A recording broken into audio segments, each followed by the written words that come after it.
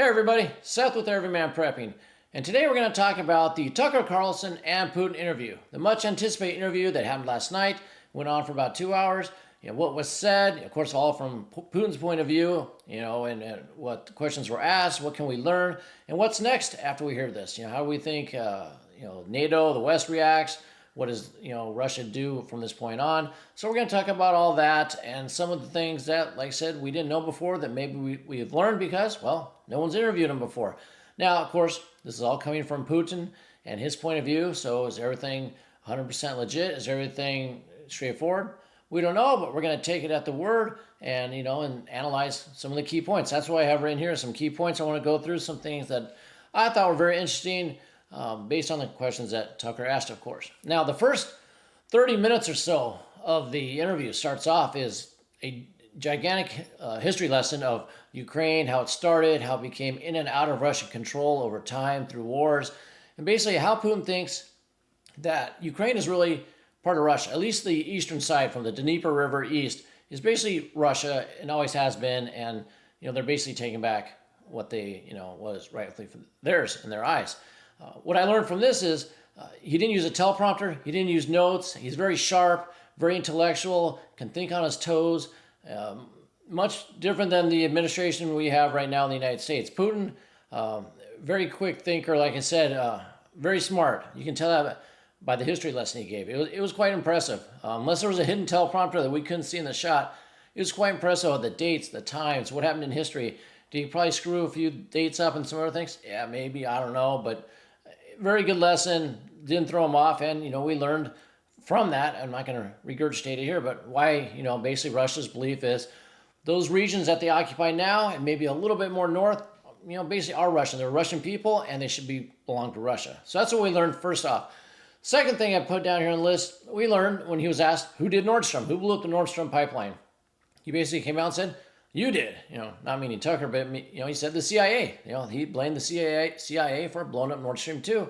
He also said the CIA was in charge of the coup that happened in 2014 that basically led to the problems we're at now. That's what he said started the war, was the fact that CIA led a coup, put in the current leadership, which led to the attacks in the Donbass region and the persecution of the Russians there, which Putin said is the reason that Russia had to go in there to basically save their people from the persecution after this coup happened. So that's another reason as to why this war started. All that was in the question about why did you go into Ukraine? So that's the reason he was giving.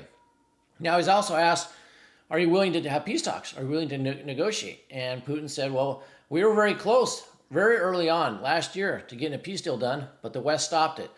The UK Prime Minister at the time, the crazy hair guy, what the heck's his name? Boris, I believe Boris was there, and he said, no, we're going to fund you, we're going to give you all the stuff, and you can fight Russia. But Putin said they were ready for peace at that time. And now he said he's ready for peace talks now. He's willing to talk. He said as soon as Ukraine gives up their decree that they can't negotiate, as soon as the United States calls them and says, let's negotiate, he's willing to do peace talks. So according to Russia, they're ready to have peace talks. Now, what does that mean? Well, he pointed out also that they want to keep all the territory they have. Like I said, he believes that's Luhansk, Donetsk, Kherson, and Zaporizhia. Those 4 regions, they want to keep them, and Crimea, which they took in 2014 as part of the Minsk agreement. And he basically stated they're not giving those up. There's no chance they're giving those areas up. It's not going to happen. So if NATO thinks that in the peace negotiations that Russia's going to leave that and leave Crimea, that's not going to happen. Russia's going to have to take it by force, which then will probably get us to nuclear war. It was put out in front of everybody. They're not giving up that land, but if Ukraine is okay with where the lines are drawn now, where the occupation has, which basically follows the east side of the Dnieper River, the left bank, then I think Russia might be happy with that. And do they want Odessa also? They probably love to have it. Will they try to get it? I don't know, but right now they're saying they'd be happy with it. Tucker then went on to ask him, well, what about Poland? What about the Baltics? And he's like, no. Putin said, no, we have no desire to go into Poland. We have no desire to go into the Baltic regions. He said, why would we? We have no, need for those lands. Now, this is the exact opposite of what we hear right now. Germany's saying Russia's coming. Poland says Russia's coming. The Baltics saying Russia's coming. So why they do that? Well, Putin addressed that. He said that's just warmongering that NATO is doing in order to drum up their citizens to support more money going into Ukraine, more weapons to Ukraine, more fighting Russia. He said it's all just a fear-mongering, gaslighting in order to get that done, saying that Russia's going to attack them. Putin says never going to happen, but that's how they're getting all the money put on is, through that propaganda war, basically. And then we have talking after that. Oh, one other thing on that one is my video I did before, I talked about Lithuania right next to Kaliningrad and that Suwalki Gap, which everybody talks is important. I said it's not really that important because all the goods and stuff that go into Kaliningrad go from Belarus through Lithuania by train and road. So could Russia want Lithuania to take that over? I could see them wanting that so they have no trouble continuing to supply Kaliningrad. So that could happen. I could see that happening. I wouldn't put it past Russia to do that. They say no, though. All right, moving on from that, we have going into the U.S. dollar. He basically, told Tucker, the U.S. dollar is dying. The United States used the dollar as a weapon. He said that was the biggest mistake they made when they started doing that. It was the start of the downfall. Putin looked at the camera and said, what are you guys doing? What are you doing? You're destroying yourselves with the way you're handling that, with the way you use the dollar, how you weaponize the money. Your money's not going to be, worth anything soon. So he knows the dollar's dying. He basically told the American people, everybody else watching, your dollar's going to die. And so, we should probably pay attention to that. And he also about BRICS. Are you afraid of BRICS? He's afraid of China and BRICS. They're going to take over. He said, no, not at all. We're a partnership. We're neighbors. We've been neighbors forever. You can't choose your neighbors, but we're neighbors. We get along. We cooperate. We come to agreements, and everything's good. And speaking of that, China, Tucker, brought up a point about how, no, the West really doesn't fear China. They fear Russia. And Putin actually stopped him and said, look, there's no reason to really fear Russia. You need to fear China. Basically, he said you should fear China. Is what he was telling them. The West needs to make sure they fear China. And I think secretly they do. They just haven't said it. They're using the Russia thing to, support Ukraine, support the military-industrial complex and all that. But, Putin's right. You should fear Russia. And that's basically what he told them. He said, the West needs to worry about Russia. Moving on from there, we have, towards the end, when he was closing his final remarks, he talked about how he sees Ukraine and Russia reunifying. That he said one day it'll happen, that we'll come in agreement, we'll join together, and that's just the way it's going to be. He said it's hard to see now, but we are one people. The Ukrainians over there speak Russian, they think Russian, and he says that they'll become one. He said it's more like a civil war right now. And when it's over, they'll be one. So who knows? We shall see. And that's basically the highlights I took out of this whole thing. So if you want to, review, he's basically he'll negotiate peace. Whenever Biden's ready and comes talk to him, he's ready to talk. He's not giving up any lands. He says he doesn't want Poland. He's very smart, very intellectual, and all that. The dollar's dying, and you should be aware of China.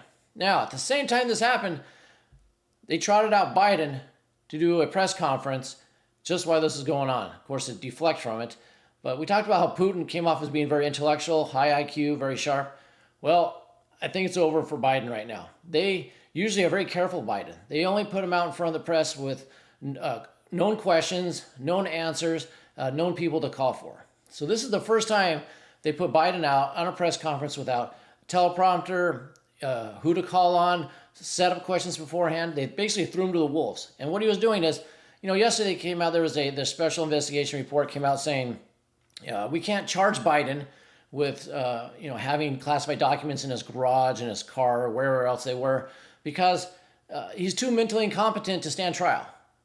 He can be president, of course, but he can't stand trial because, he'd be seen as being mentally unfit to go in front of a judge and jury. So think about that, but that's beside the point. So, Biden came out and said, look, I'm innocent. They're not going to charge me. And he came out and said, my memory's great. My memory's fine. I'm the best presidential candidate out there. And then the press went crazy, something I'd never seen. They're yelling. They're screaming questions.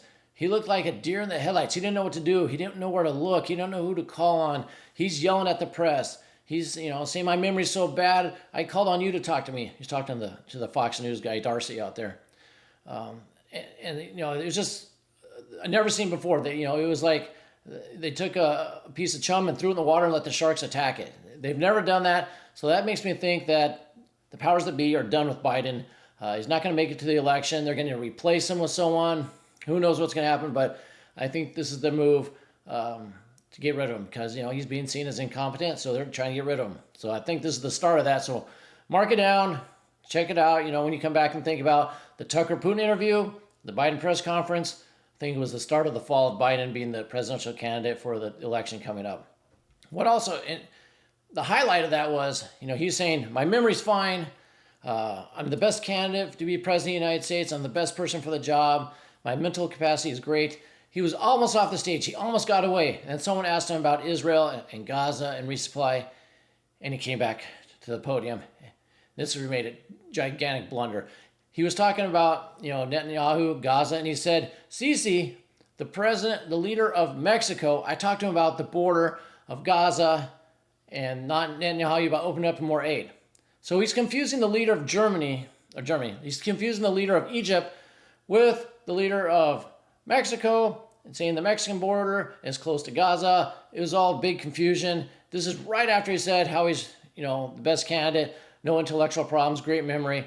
He confuses the Egyptian leader for the Mexican leader and where the actual border of Gaza is, over there. Instead of Egypt, it's Mexico. So huge blunder, kind of highlighted the point that, this guy can't be president. So look for him to be shuttled aside here soon, come up with a new candidate. Who knows what it'll be. But that was in stark juxtaposition of how Putin handled himself in front of Tucker. So I'd love to hear your comments. Put them down below. What did you think? If you haven't seen it yet, go watch it. It'll open your eyes a lot into, like I said, the viewpoint from Russia. Not that we believe everything he says, not that we're cheering on Russia, but hey, good thing in war, got to know your enemy, know how they're thinking. You can learn stuff and, can kind of see other people's point of views and the strategies and all that good stuff. So, like I said, write down below what you thought. That's all I have for you. Until next time, keep your ear to the ground and head on a swivel.